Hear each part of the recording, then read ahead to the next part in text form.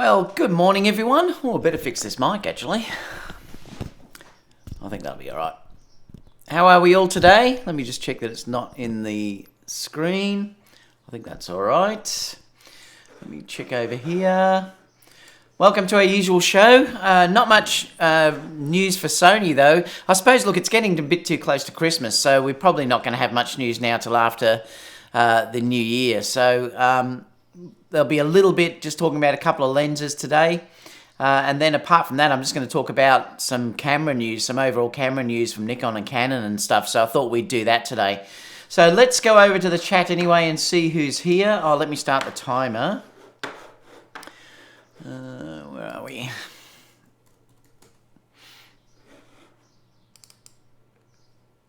Where's that hiding? Yeah, over here. And let me just change that. All right, beautiful. So we are on a little bit of a pre-show. So let's see who's here anyway. I'll click over onto here just so that I can see what people are saying in the chat, or you can see. Daniel's talking as well. He's hoping it doesn't go over 2 hours. I don't think it will today, Daniel, because he's off to Small Rig in China. How exciting, Daniel. Have a really good trip. Daniel says also, Tony, seems Tony is live and talking about the 75 megapixel camera. Yeah, I'm going to discuss that a little bit today as well. He's also saying he wants to check if it has dual gain structure, since I find 100 ISO versus 320 ISO on the R4 interesting. People like the video, unlike you do on mine. Please, people like the video, unlike you do on mine. I love it. Three Trees Bam is here. MJ's here. Hey, Daniel, keep up the good work with Small Rig. Yeah, he does some great work with Small Rig. Guy with the camera says, yeah, he got the notification. Well, that's good. I only just put it out there too a few minutes ago. Got my Sony little mug here. Woohoo! Just normal coffee today, guys. It's only 9 a.m. in the morning. It's too early to have the other coffee. Langston's here as well. G'day, Langston. How are you? James said, morning. It's evening here, Houston. MJ says, sup. Gilbert, g'day. Good to see you on here, mate. Palantir says, oi. G'day. Three Trees says, I didn't really see any great deals this year. No, there wasn't much, was there? I mean, yeah, there wasn't heaps out there. MJ says, cheers, David. Steve said, g'day. Greetings all. Happy birthday for yesterday, Steve. BJ says, thumbs up, people. Prodigious says, good day. James says, hey, David. TW says, got my Sigma 14 to 24. Woohoo! I'm meant to be getting the A9 II in about a week or so, I think. A little over a week. What else have we got? So that's a great lens. Are you happy with it, TW, or you haven't really used it yet? Let us know in the comments. That's a great lens, that 14 to 24. I used to have the Nikon version of that, the 14 to 24, and it's one of the best lenses I've ever used. It was amazing. AL3 says, what's up? Gilbert says, thumbs up. Thanks, Gilbert. Brett's here as well. Chris said, hello, David. Beautiful day in Los Angeles and a great Corona day. That's fantastic. Hopefully, it'll be nice weather when I come out in February. Barry said, hello, David. Finally got on. Good to see you here, Barry. And Thomas says, greetings, David. Thanks for all you do. Thank you so much for that. James says, hi to you all. Daniel said, oh, he's talking to Daniel. Langston says, trying to get this project partner to let him release content. Interesting. Have you got your Blackmagic ATM Mini yet, Langston, or is it still a couple of days away? Mick says, good morning, everyone. Pierre says, hi, David. I got my first Think Tank bag, the Retrospective 30 V2. I love Think Tank bags.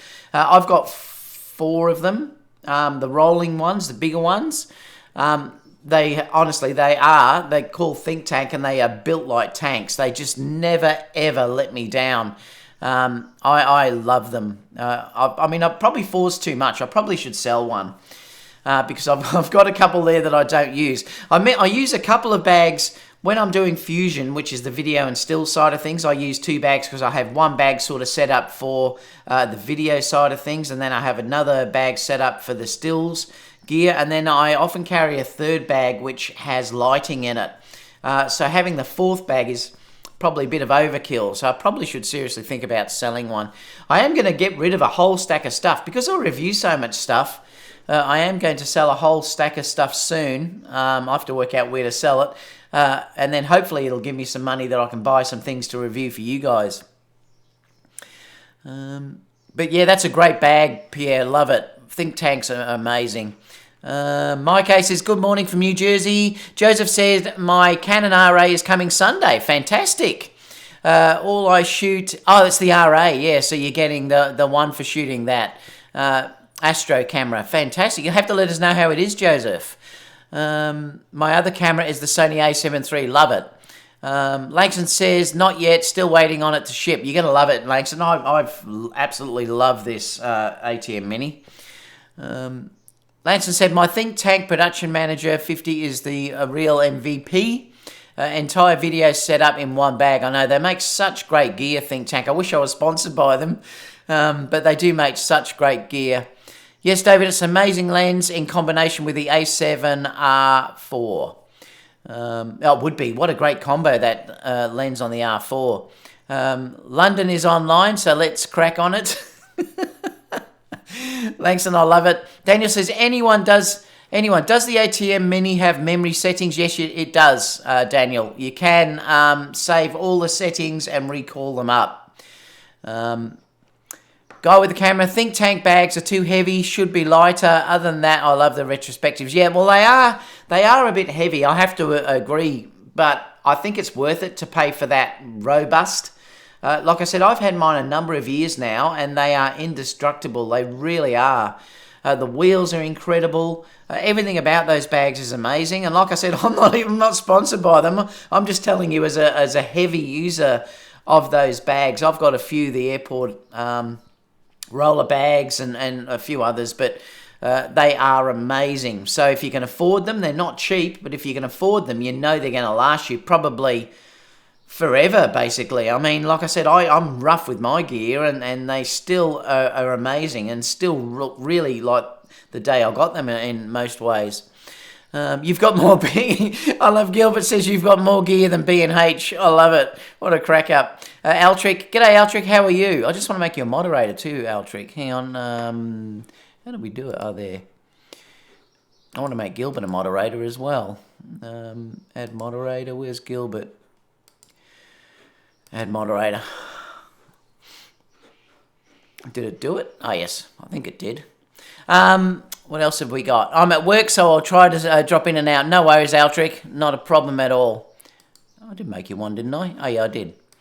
Michelle said, hello, David and the gang. Glad to be live from the beginning.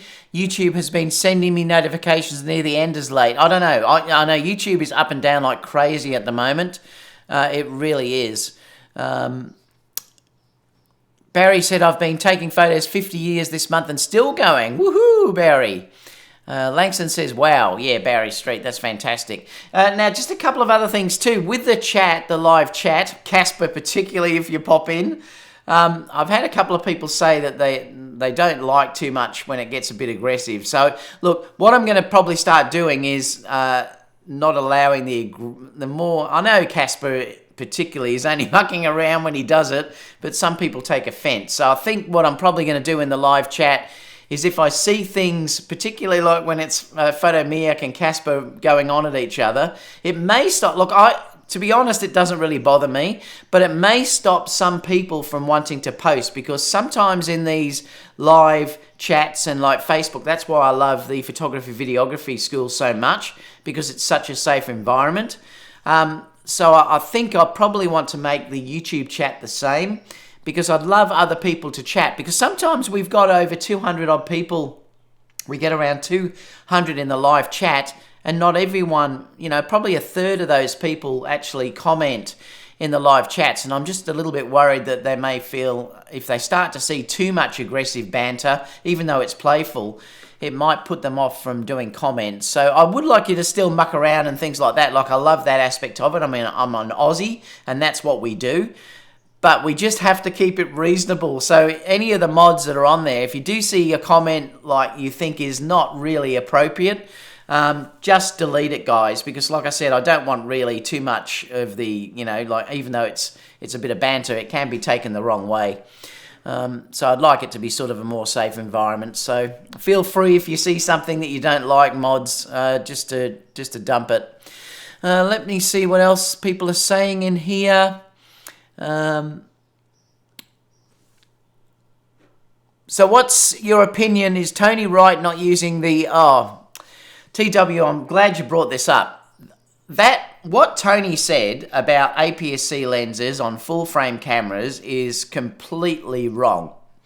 I use it all the time, and I can tell you that I can never ever tell the difference if I use a full-frame lens on an APS-C camera. Yes, look, if you delve into the maths can basically prove anything, and this is the thing, you can do it if you're talking about maths, and if you're pixel peeping ridiculously, you may perhaps see a slight difference in results using APS-C lenses, full-frame lenses on an APS-C camera. But you think about it, what is the sharpest part of a lens? Any lenses, the sharpest part is the dead center.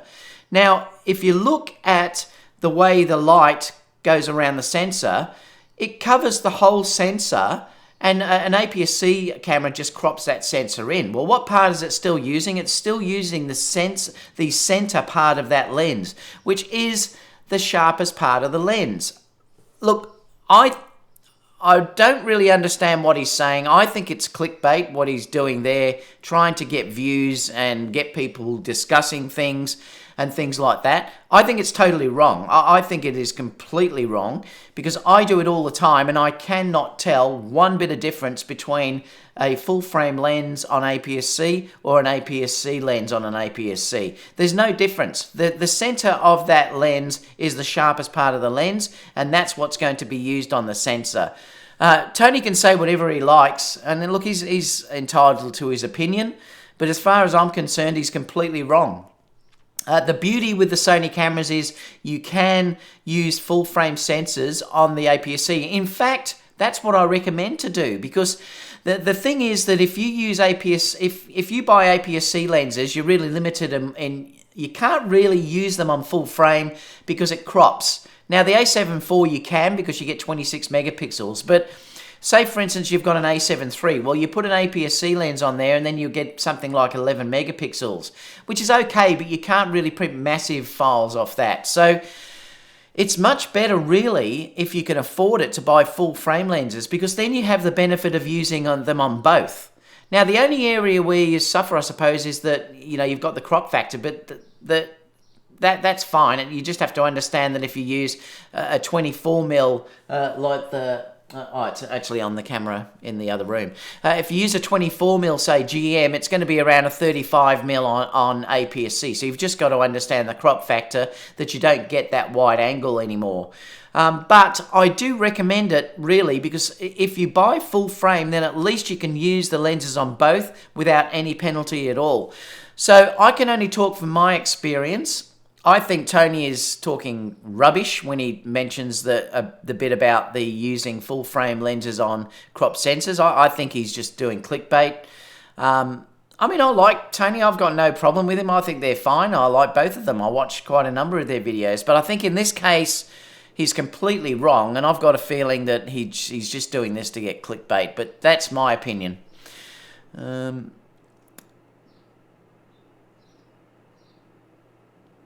What else? Now all you have to behave. Gilbert's saying, I love it. No, you still muck around, Gilbert, but we just have to be careful not to get too over the top. Like, you know who I'm talking about, Casper. Nothing about dip out and pick up the... Oh, that's Langston's dipping out. Dwayne said, hello, David. I'm thinking about the EOS-R. How do you feel about running two systems? It's not very easy, Dwayne. I did it a while with the GH5. It can be quite problematic if you're trying to change quickly and the settings are completely different. So it can be quite hard sometimes to run two complete systems in the one shoot. But having said that, if Canon bring out a really good EOS-R that's not crippled, I may even jump down that bandwagon as well, just to have a different camera that I can play around with. I'm definitely not going to leave Sony, but I would love to have another system that I can play around with, and also so then I can do different reviews for Canon users as well, which may help the channel grow as well. But, you know, I've been thinking about it, but not until they do something with dual card slots and stuff like that. But you've just got to understand it's not that easy if you're shooting them at the one time, though, so that can be a bit of an issue.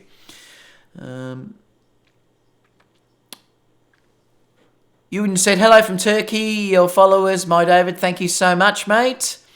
Daniel said, haha, I so want to test A6 500 crop versus A7 R4 crop, given that the R4 has more megapixels and no AA filter. Yeah, it'd be interesting, Daniel.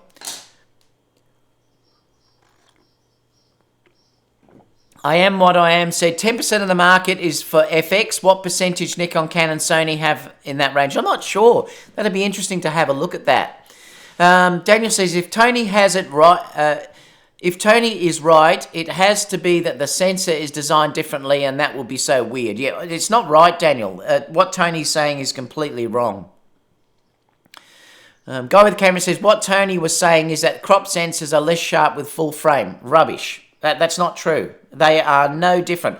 I'm telling you, I cannot see a difference in sharpness using full frame on my A6 400 than I can if I use APS-C lenses. No difference. It's rubbish. James said, David Oastler, I use full frame lenses on my Nikon APS-C D500 body. Tony's incorrect. I agree. He is incorrect. It's not true what he's saying. I think it's clickbait. Mike says, Tony's video was not bad, well thought out. I expected the worst, but it was not that bad. Yeah, Mike, all I've done is read the reviews on it and people talking about it, because I know he's talked about this before, and he's completely wrong. It's not right what he's saying. The title is very clickbait because 24 megapixel APS-C has a difficult time producing compared to 24 megapixel full frame regardless of the lens. Barry said, certainly have seen some changes. I was happy with the light meter in my day. We are really spoilt these days, but loving it. We certainly are, Barry. We've all seen some changes, that's for sure. Daniel says, my biggest problem with the R4 is that you can't switch crop versus full frame when the files are in the buffer. Yeah. Now we have a Casper rule in the chat. Langston, I love it. Yep, there's a definite Casper rule. Casper's not here yet, but Casper, if you watch this later, there's a new Casper rule going on. Real Light Picture says, hello, David. Good to see you. Thanks, mate. So Canon RF lenses, and get ready to pay dollars. I know they're not cheap, that's for sure. Ben said, morning, bloody YouTube are not giving notifications. Yeah, tell me about it. Anya Michelle, don't stop. Thanks, Langston. Pierre says, if you use a full frame lens on an APS-C body, can you lose the artistic part of the full frame lens like the bokeh? There is a slight difference in bokeh, yes, because you're not dealing with full frame, but I don't think it's even really an issue. Like if I shoot with an 85 Batis on the full frame, the bokeh is still ridiculous. It's still amazing. I mean, if I put the 135 on there, it's even more ridiculous. Don't get too caught up in all of that stuff. You may lose a little bit of the bokeh because of that depth of field, but it's so slight, really. It is a little bit there, yes. But that's got nothing to do with the lens, in fact. It's more to do with the sensor size than it has to do with the lens. I've found if I use full-frame lenses on APS-C sensors that there's no loss in sharpness. They're just the same. And that's why I'm saying I believe it's a better thing, a better plan, really, to buy full frame if you can afford it. Because then if you do, say, start out with APS-C and you have a full frame lens, then if you do upgrade to full frame, at least you've got a full frame lens you can put on that. Otherwise, you're forcing it to go into crop mode on full frame. And then really, why have the full frame camera? So that's something you need to consider. But you do lose depth of field, yes. But it's not much. Jake said, when you use full frame lens, say to a 24 1.4, and you crop it on the A7 R4, do you get the same depth of field as a 35 1.4 prime, or does the depth of field remain the same? Cropping hasn't got anything to do with the... are you talking about... No, cropping won't affect the depth of field at all. It'll be exactly the same. All it will do is crop, because that's all you're doing. If you turn it into APS-C, is that what you're saying? If you go, say if you use the 24 and you went into APS-C, yes, it will. But if you're dealing with full frame, no, it won't. It won't affect the depth of field at all. It remains the same. It's got nothing to do with it. All you're doing is cropping that image. I think that's what you're saying, but if you put it into APS-C mode, yes, you will. Ben said, I shot my first dozen weddings with full-frame lenses on APS-C bodies, no dramas. Exactly, Ben. Torben said, the thing is that Tony is pretty much alone in backing up his claims with evidence. Instead of accusing him of being wrong, why not post some images that prove him wrong? Yeah, I should, Torben, actually. I should post just some images that I've taken with APS-C and then full frame and just give a discussion on it. But as far as I'm concerned, he's wrong. Because nobody is watching. We don't have that audience. His title and what he says in his videos don't match it, so it's clickbait. What else have we got? Daniel says, but using a crop, say 70 to 350 on the R4 simply to keep the lens small is a nice option. Yeah, it is, Daniel. Look, I mean, the thing too is if you're dealing with wanting to have it really small, that is one issue, because that can be a great thing in the APS-C line of things. But what I'm saying is that's different. But if you're buying, say, a general purpose lens, like say a 35mm, well, to me, you're better off to buy a 35 full frame lens and then go to say full frame, and at least you've got that on the full frame side of things. The problem is you've got to work out what your focal length is, because to get a 35mm equivalent on APS-C, it has to be around a 24. So there's compromises that you have to make in how you shoot. But I'm just saying you've got to be careful, because you can spend a lot of money on APS-C lenses, and then if you do want to upgrade to full frame, your lens then is compromised in the fact that can only be used in APS-C on a full-frame camera. And that's why I don't really buy APS-C lenses anymore. I really only buy full-frame, and I use those full-frame lenses on the APS-C cameras. James says, Tony is wrong, he shoots JPEG, he needs to shoot RAW.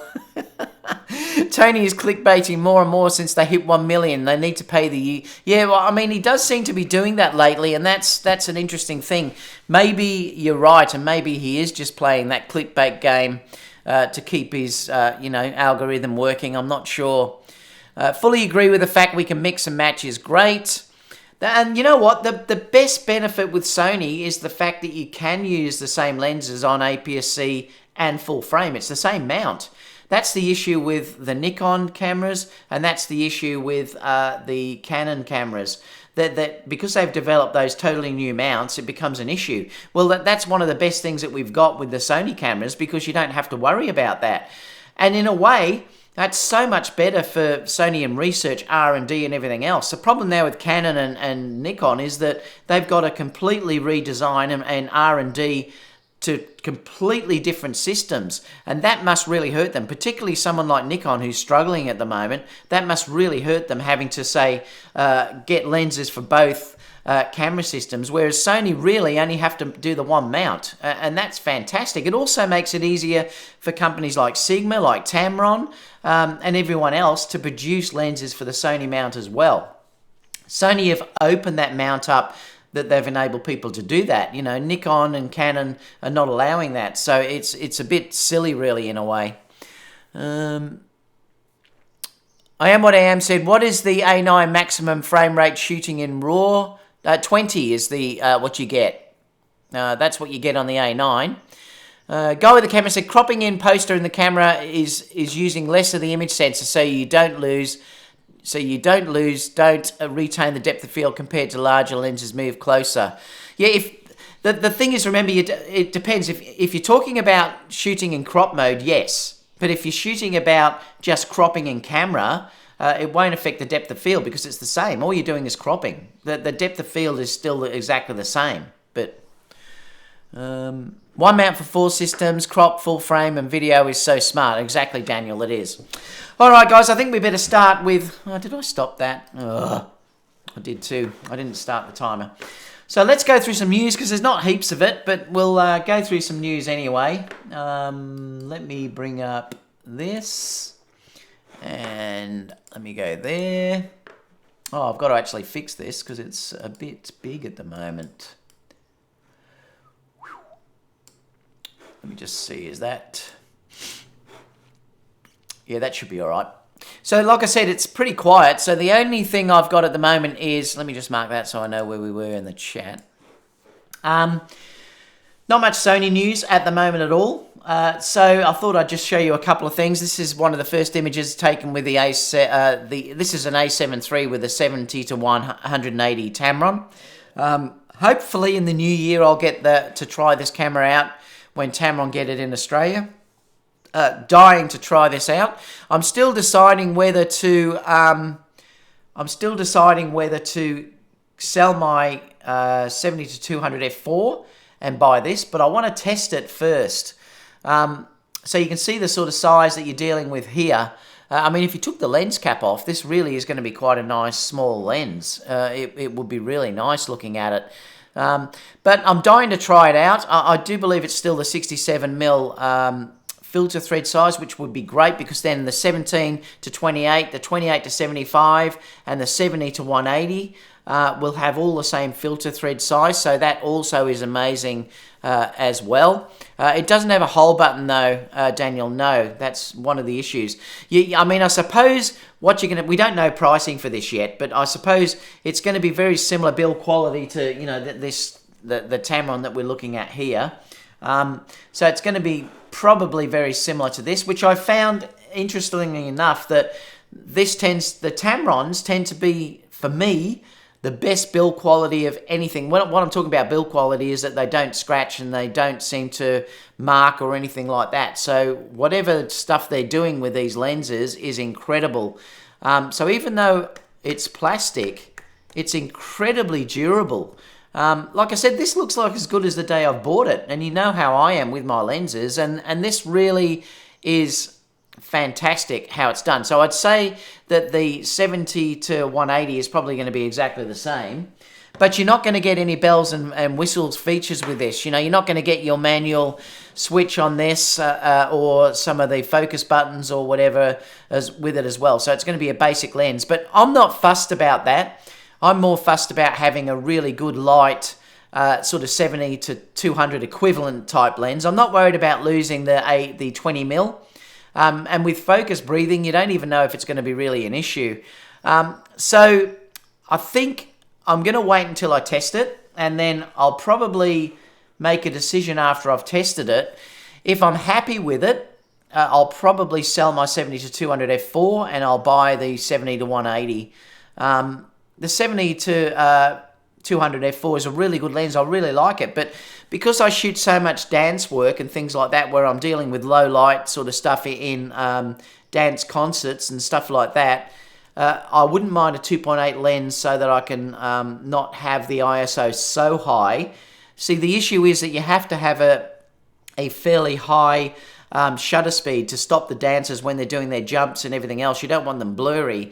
So that's one instance where if you have a 2.8 lens against an f4, you can then lower the ISO a little bit, or quite a bit, and get a much cleaner result. So that's probably why I'm thinking I may go for this lens. Also, it'll be nice and light, and I think Kerry's really the only one in weddings that uses the 70-200. I don't. I mostly just use primes.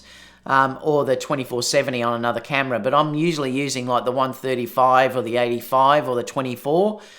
So I may think about selling it and getting this, but I'll have, like I said, I'm going to wait until I see how much it is, how it works, what the quality's like, how it compares to my Sony 70-200, which even though that's the f4, it is a great lens. It's very, very sharp, the 70-200 f4. I think it's a very, very underrated lens. So that's probably what I'll be looking at doing. I'm just going to go to the next story, because then I'll come up to the chat and we can have a talk for a couple of minutes. Next one I wanted to show you is the first unboxing of the Sigma 24-70 has been put on Sony Alpha Rumors. So you can see what this looks like here. Looks nice. I mean, it's typical Sigma, you know, like built like a tank. I mean, they really are built heavily, but they'll last forever, basically. If you buy one of these Sigma lenses, they'll last probably the rest of your life. But it looks like... Oh, now I'm going to have to move this. Let me just see. Let me just move this down so we can see these pics. All right, let me go back. Oh, that's it there. That's the first one. So this is the whole kit all up. Any lens you buy from Sigma will have the same type thing. They always come with these crazily big cases and stuff like that. But if you look through the lens itself, it's just a typical Sigma lens that, like I've used when I use the 105 and the 135. The only difference is there's a focus programmable button that you've got on this, which I'll show you in a minute, which is nice. I think it's the first time I've seen that on the Sigmas. So again, that's if you're looking at it from the front without the lens cover. You can see here that it does have a manual focus auto override, and then you've got the programmable button a little bit down below. That's from the front with the your lens cover, shade cover on there. That's from that side, and I think if we look here, you can see it is an extending lens. It's not internal. And then you can see that's your programmable autofocus button that you could have on there as well. Oops, that went really crazy. Let me just fix that for a minute. So that's what that is. So it looks like it's really nice. I mean, like I said, it's a typical Sigma lens, which looks really good. Now let me just move this back. It is... It looks like it's reasonably priced. I mean, if you're dealing with $1,099, it looks like it's going to be a great lens to have in your bag. And I think probably the next one they'll probably bring out will be the 70-200. So, you know, like I said, I've said before that I really do think that we're in an amazing place now with Sony that we have so many choices. You don't have to go out and buy the G Master lenses. You can buy great third-party lenses now, you know, like Tamron and Sigma and Samyang and everyone else that are out there now. So it's just amazing. And we're getting more and more options. So it's fantastic. I just thought I'd show that. So let me quickly go to the chat to see if people are saying anything about this. James said, minus the Z mounts, the full frame lens works on both full frame and APS-C, but I haven't had any problems with the old full frame mount via Z mount adapter. Yeah, they do work pretty well. Yep, I agree, James, and the adapter works pretty well on the Nikon. It works also great on the Canon. James said A9 is 20 compressed RAW, only 14 if you're uncompressed. Yep, I don't ever shoot uncompressed RAW. I only ever shoot compressed, so yeah, I'll get the 20. Daniel said, does the 70-180 have a hold button? I said, no, yeah, I don't think, it doesn't. I don't think it will anyway. What? I'm catching the live show live. G'day, Joe. Looks like the size of the 70-300G. Take my money. I know, it's pretty incredible. Real Light says that 70-180 looks so sexy. Can't wait to get my paws on it. It should be released early in the new year. I think I heard somewhere around March. Obviously, you'll have to pre-order it if you want to get them, I would think. If the reviews come out good, and I would be surprised if they don't, you'd have to put it on pre-order. Remember the 70-200, the 28-75, you had to nearly wait 12 months to get that lens if you didn't do it on pre-order. So I'm really curious to know how it goes, and I can't wait to test it. So hopefully I'll get it pretty early that I can test for you guys. Tamron Australia usually do look after me, so I should be right. Brett said the A9 shooting is shush Siri. Better turn my phone off too, actually. Brett said that the A9 shooting in uncompressed RAW can be 12 frames per second, 14-bit, and does 20 frames RAW only in compressed 12-bit mode. Yeah, I don't do... I never use compressed. I haven't seen any difference. So for me, it's just not worth it. I am on Am says... I think the Nikon 120-300 2.8 will cost around $8,000. Wow. Daniel says, really Really, tests you need uncompressed people. The downsides are always the gains, only in a few cases. Yeah, I sort of did some initial testing when I first got the cameras, and I never could see a difference. And I just thought, look, there may be the occasional time where you might see an artifact or something in gradients in skies or something like that, but I just don't see them, and I just can't see the benefit of doing it. The issue too is your storage as well. And I just don't think that it's worth shooting in uncompressed. I just don't see the benefit. But only you can make that decision on whether you'd like to do that. I've never ever seen something, an artifact, where I thought, wow, I should have shot in uncompressed raw. Torben says, I like that you talk about the build quality in terms of wear resistance instead of just metal being better and such. Built like a tank does sound good, but in reality that also means a heavy lens. Yeah, exactly, it does, Torben. And like I said, I found that and people talk about the build quality of this, and this is why I say to people, you've got to be really careful about if you talk about plastics as against metal.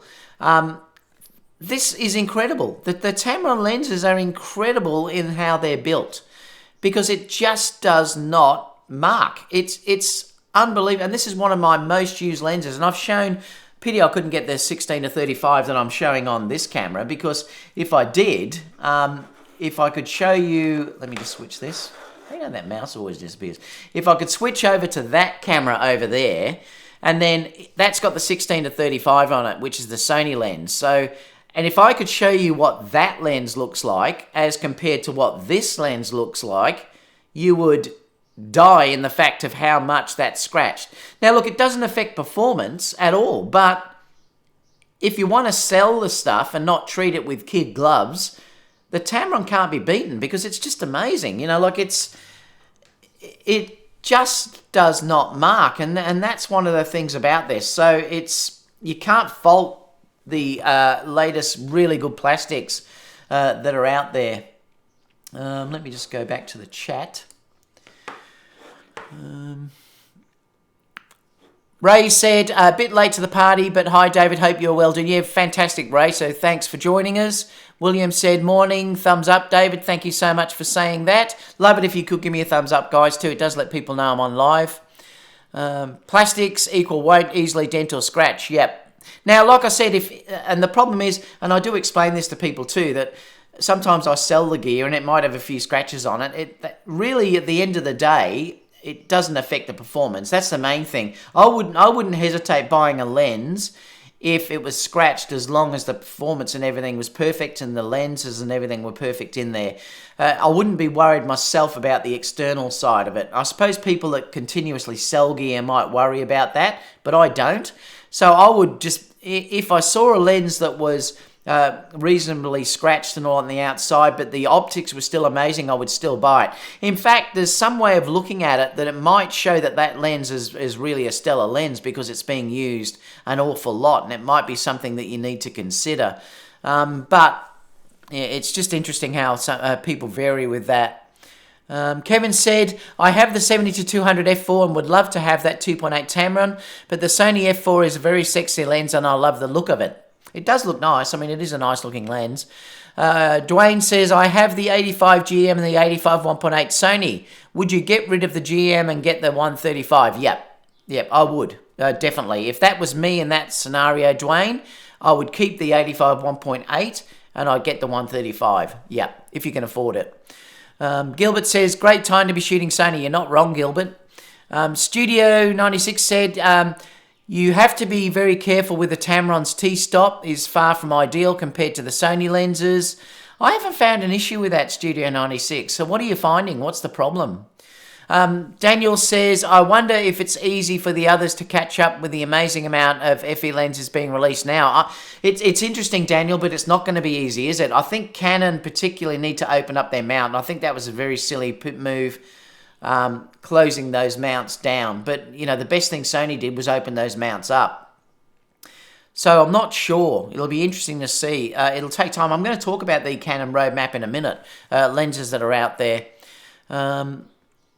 Have you got your eyes around the new Viltrox 85? No, I haven't, because I'm happy with the Batis 85 that I've got. I love that lens. I adore it, in fact.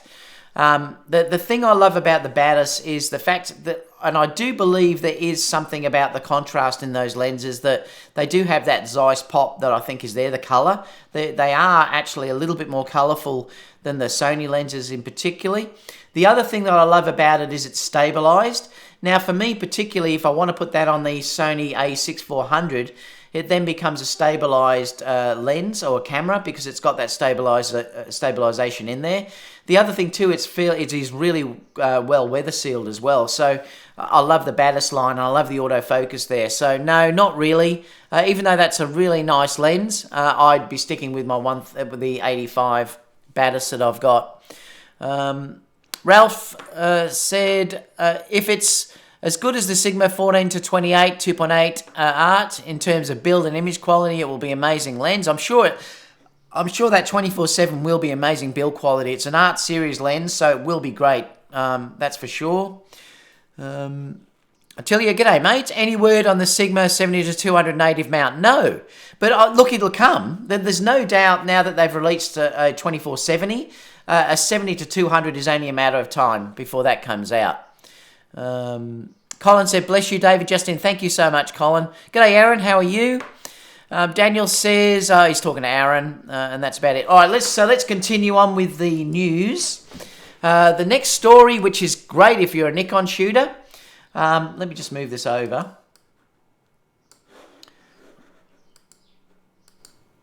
This is amazing if you're a Nikon shooter. And again, Sony, you're falling behind in video specs particularly, and they're going to have to do something about this soon. The Nikon D6, this is only a rumor though at this stage. I've spoken about this before, and I just wanted to talk about it again because there's more specs being released on what they think this camera is going to have. I'm not going to go through the whole thing because I'll put that down below, but they say it's going to be released in February. But the interesting thing about this camera is, listen Sony. Now Sony, if you're watching this, listen. It's saying that it's going to be a 24 megapixel image sensor with improved dynamic range. It may be a Sony sensor, I don't know, but it could be because Nikon often do use Sony sensors. But they're saying it's going to have IBIS. Now, I don't know how that works inside a digital SLR camera. Someone in the chat may be able to let me know because I'm confused how that works in a digital SLR. I didn't think it was possible, but I don't know. Will it only work if you go into the recording off the back of the screen, like it becomes more or less like a mirrorless camera? I'm just curious to know how that will work. I don't understand how that works. But anyway, they're saying it's going to have dual CF memory express cards, and it's going to have 4K 60p. Are you listening, Sony? 4K 60p video recording, raw video recording capability, probably only external. Are you listening, Sony? And a 3.2 million dot touchscreen, LCD, built-in Wi-Fi, more advanced video shooting features, and improved silent shooting.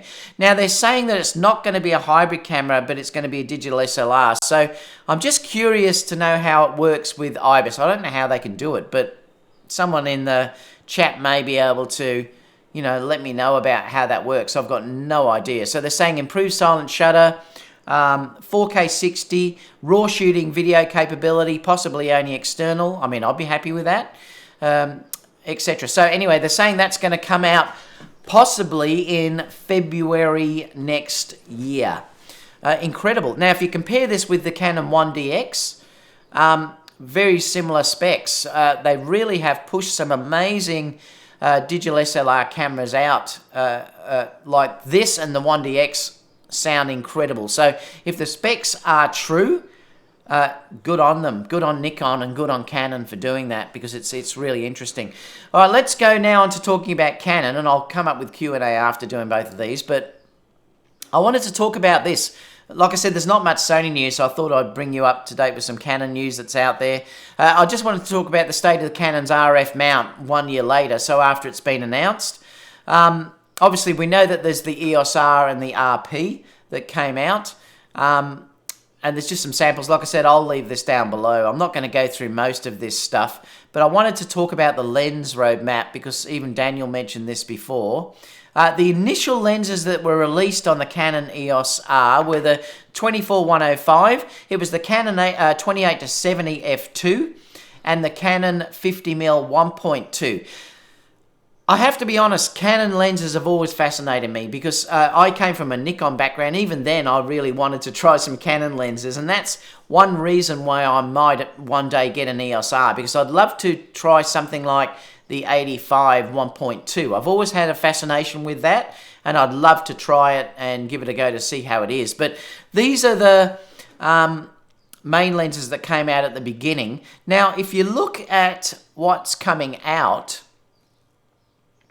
now, so these are the lenses now, and it's starting to be reasonably strong in the lens mount. So they've got a 35 1.8 macro, there's a 50 1.2, 85 1.2, then there's the 85 1.8 LDS. So that's the lens that's more for you getting your nicer bokeh. A 15 to 35 2.8, a 24-70 2.8, a 28 to 70 f2. I mean, that's incredible, that lens. The 24 to 105 f4, the 24 to 240, that's variable aperture, f4 to 6.3, and the 70 to 200 2.8 lens as well. So it's interesting because the optics don't match what they're released in the bodies. And this is the interesting thing about this, that they have incredible glass, but the bodies themselves, with the EOS-R, with how they've sort of put the crop on that camera, the way it's only got your one card slot, it doesn't make sense with what they've released in bodies. This is why I think a higher end one is going to be coming soon, and I'll talk about that next. But again, the one thing that you can give them is quality in lenses, particularly how they're now dealing with their 1.2 lenses as well. They're just saying, but in another sense, Canon really has been still biding their time and waiting and watching. They likely feel that they have a strong sense of what their competition is capable of building and where they can compete. Perhaps they feel, as I do, that Sony is reaching the edge of what is possible. And that's an interesting thing, and I'd love to know your opinion about that. Do you think they're talking about that Sony can't release lenses that can compete with their lenses, with that lens mount? And I'd love to know what you think about that. Or are they talking about the fact that Sony aren't innovating as much as what they did? And that does seem to be true because, like I said, a lot of their newer cameras are more incremental rather than being amazing sort of upgrades like they used to be. Perhaps they wanted to see what the fruits of the Nikon Z cameras would do to their bottom line.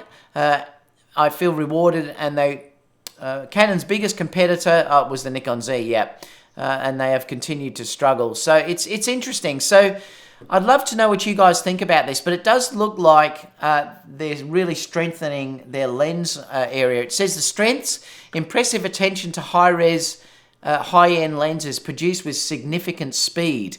Weaknesses, and this is their big weakness at the moment, is 2 camera bodies released, both underpowered when compared against the market. Because if you compare the Canon EOS-R, say, to a Sony A7 III, or the A7R 4 or whatever, they definitely are underpowered. If you're dealing with things like the cropping that they do, if you deal with things like having the single card slot and things like that. So they've given it a final score of B.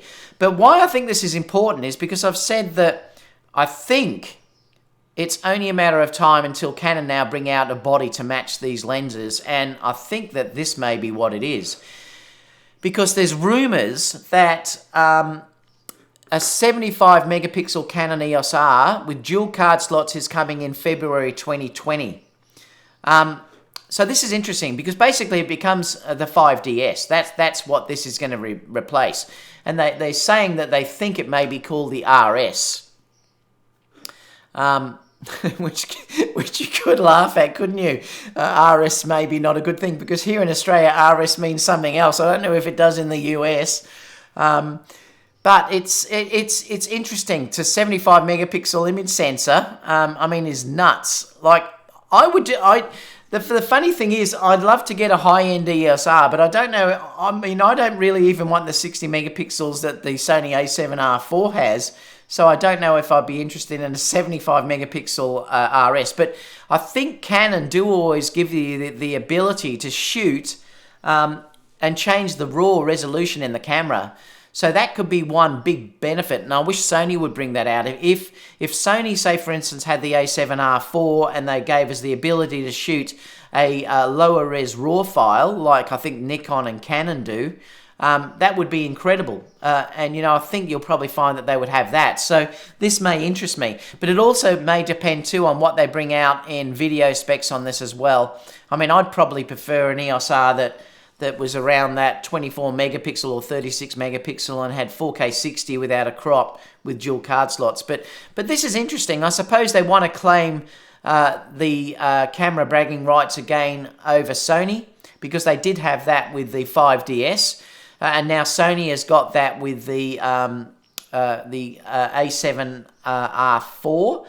It's now the highest megapixel mirrorless camera, so Canon may up that with a 75 megapixel sensor, and then they gain that throne again. So it's going to be interesting to see what happens there. I think I'm just checking. They're saying it could drop as soon as February, and it's going to have dual card slots as well. They haven't said what the dual card slots are going to be.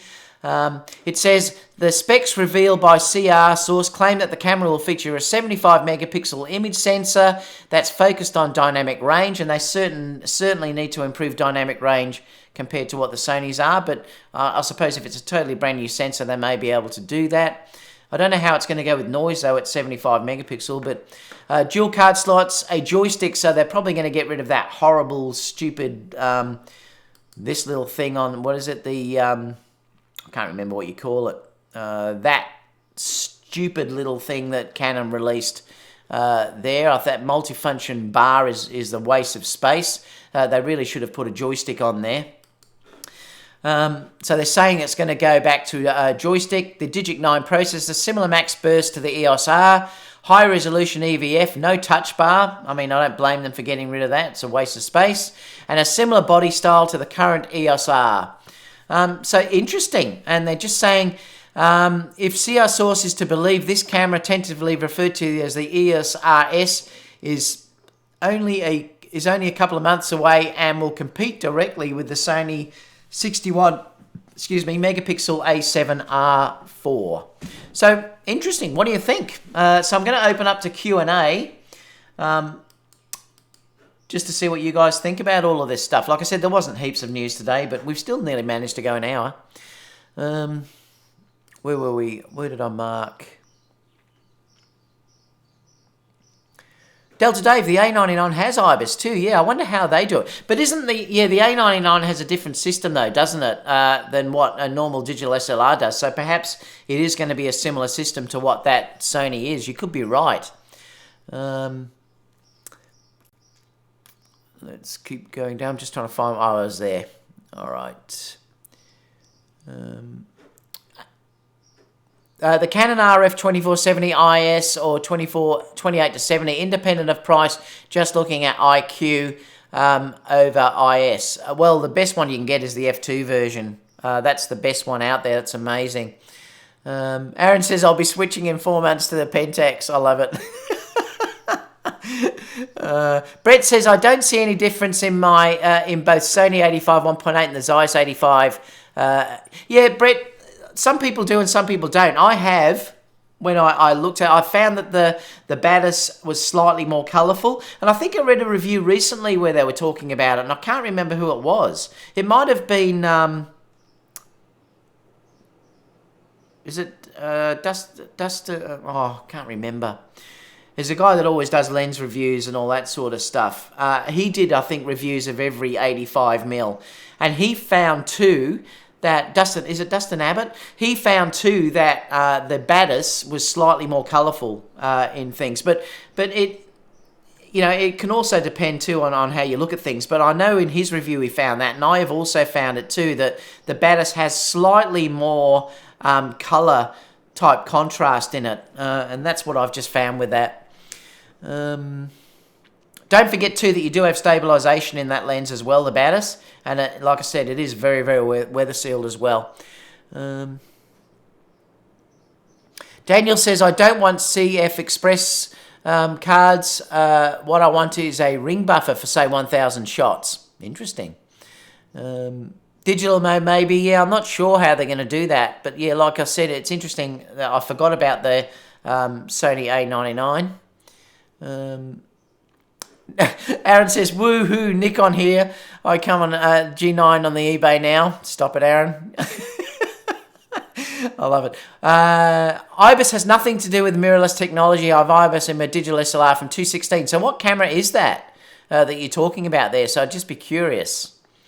Yes, Pentax has IBIS in their digital SLRs. Cool, okay.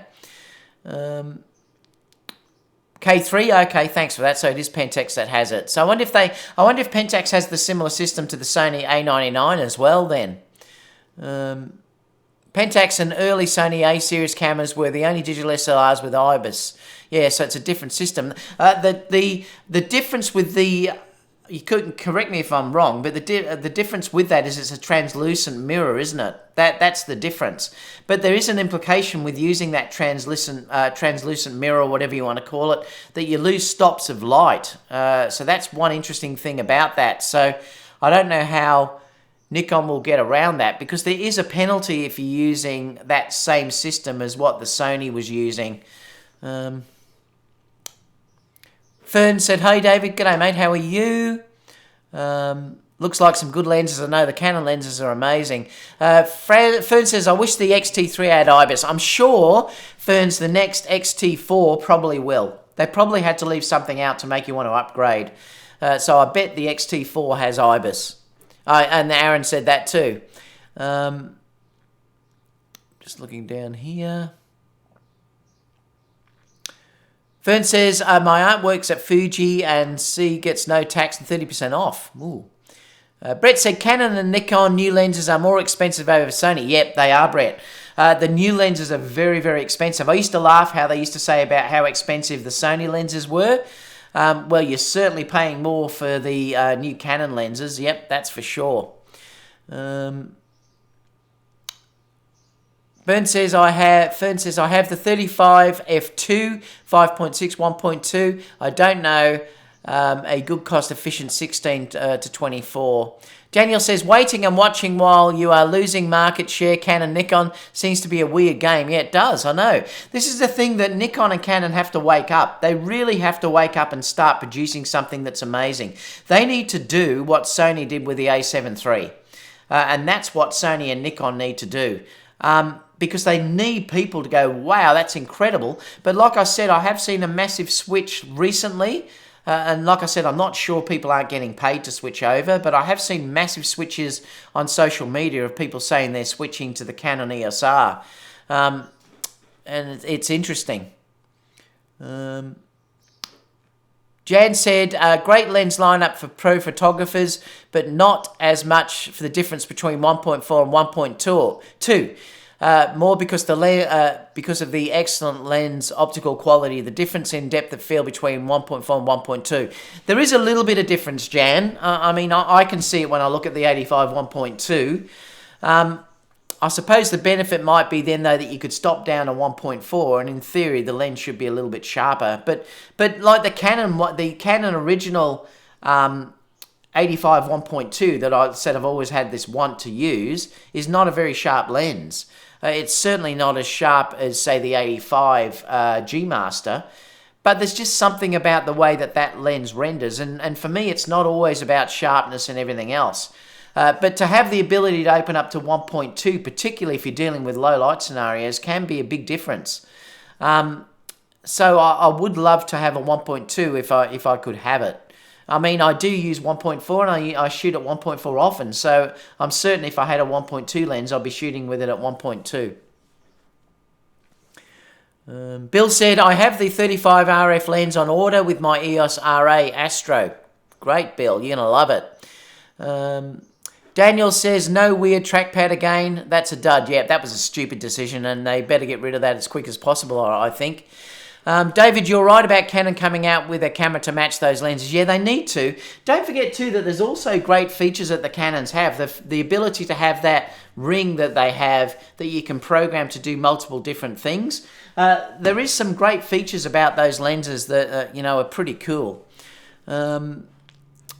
Hero said, if that new RS 75 megapixel camera has the same timing raw files as the R and the RP, it will be crap just like them.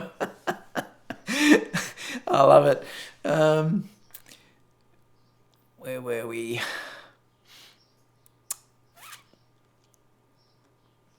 Oh, there we go. We're down here. Guy with the camera said, too big, too expensive for my budget. Yeah, they're not going to be cheap, that's for sure. Come on, Sony, give me a flippy screen. That's all I want for Christmas. That's not going to happen, Hero. Daniel says, announced in February, not same as dropped. Yeah, whether they're announced or whether they're dropped then, we'll have to wait and see, Daniel. Touch bar, yep. G'day, Gerald. Good to see you in here. What else have we got? Jeff said, I'm very happy with the EOS-R quality. I think the quality in the EOS-R is amazing as well, Jeff. And I think a lot of people bag it when they shouldn't. I think the quality is not really any issue at all. It's more the fact, the things that worry me about the camera, like I said to you, I'll always be honest with people. I think image-wise, it's fantastic. Now with the new firmware upgrade, the focus is probably almost equal to Sony. So I don't think you would buy either one now based on autofocus, because I think both of them are equally as good now. It's more the fact of the crop that you get is ridiculous if you're dealing with shooting 4K.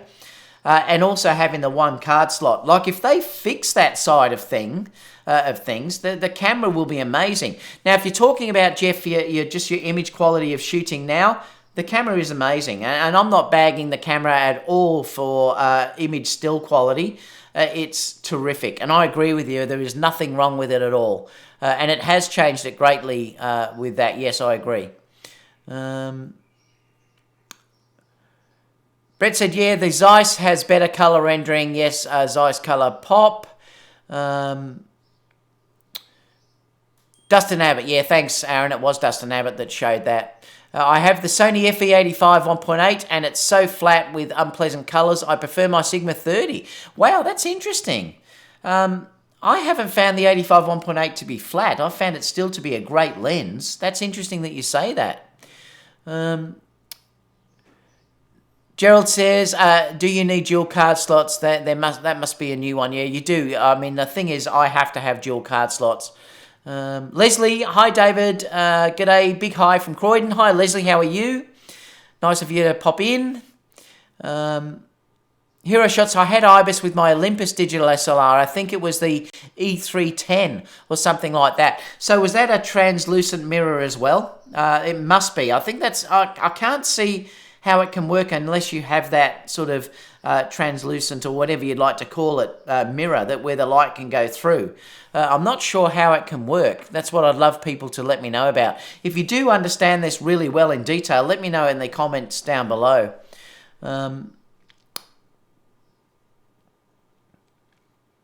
Is the industry hitting a wall where the lenses are sharp as they would ever need? The Sony 135 gets complaints from models that I pick up too much detail. They are. Yeah, I mean, in some ways you may be correct, yes, that it might be too much detail for some shoots that you're using. They are now ridiculously sharp. The 135, probably the two sharpest lenses that I've owned, well, there's three. The two sharpest lenses I've used, I know Gerald loves the 135 as well. I've still found, for me, when I look at what I've done and what I've captured, that the 105 Sigma was the sharpest lens that I've ever used, but that's just from my personal perspective of what I've used. The 135 Sony lens is very, very close, but it's not quite as sharp, but I prefer the focal length on the 135 and the extra features on the Sony lens. They're the two sharpest lenses that I've ever owned, or used, I should say. The next sharpest lens that I have, or I've used, is, for me, that I've loved, is the 55. That lens is nuts. Whether I've got an amazing copy or whatever, I don't know. But that lens, the 55, is ridiculously sharp. So they're the three lenses that I've used are nuts if you're dealing with just overall sharpness. The 105 Sigma was a touch, smidgen, just a little bit sharper. The 135 is very close, but the 135 is a better lens overall. Like, it's a better focusing lens. It has the extra features and things like that. So I prefer the 135 personally. If you're after pure sharpness, I would say it's the 105 Sigma. Then, like I said, for me, the 55. But, you know, you've got ridiculously sharp lenses out there. You know, the 50mm, what is it, the 51.4, I think it is crazily sharp now as well. The macro, the 90mm Sony, is incredibly sharp as well. One of Sony's sharpest lenses too. So you're probably right, though. It may be up to the point where we definitely don't need it sharper, that's for sure.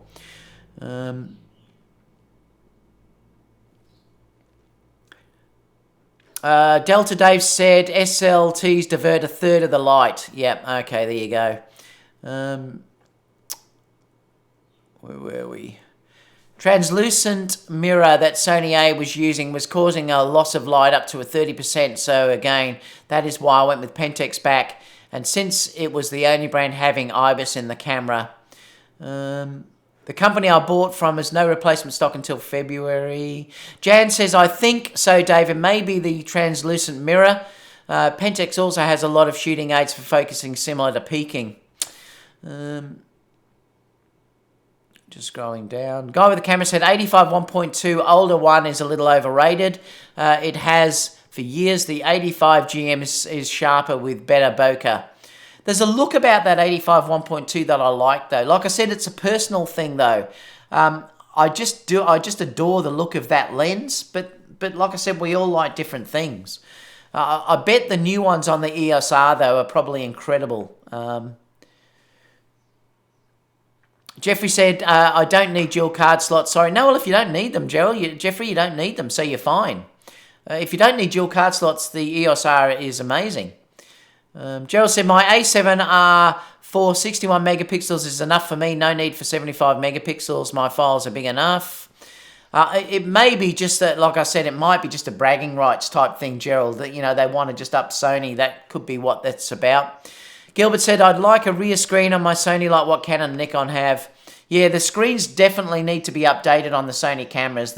I mean, look, I don't mean to be harsh here, but the screens are crap. If you look at the difference, say, between an EOS-R and you look at the Sony A7R4 or you look at an A7 III, the back screens are terrible compared to what those cameras are. Even the Z-series cameras, those back screens are leagues ahead of what Sony are offering. And I don't know why they don't change that. I mean, the A9 II, why on earth they didn't put a better screen on the back, I just don't know. But that's one thing they have to update. The other thing they need to update is the touch screens on those cameras. The Nikon and the Canon are leagues ahead of what Sony are offering for the back screens, and that, I agree, that is definitely the case.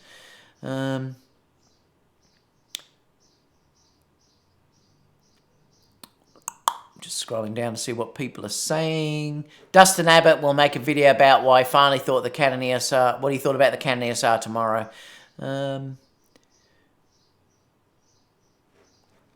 Joel said, Think Media just released a video reviewing the speed booster that gets rid of the EOS-R crop. Interesting. What else have we got? Gerald says, I love the 135 GM. It's so sharp. Never used the Sigma 105. They're both great lenses, Gerald, but the 135 is a better overall lens. I mean, look, the 105 is ridiculously heavy. It's massive. And these are the things that you've got to understand about that lens. You've got to be comfortable with carrying around a ridiculously heavy lens that is huge, but it's beautiful. I mean, it's amazing. But I would buy that's why I bought the 135 over the 105. At that time, I could have bought either.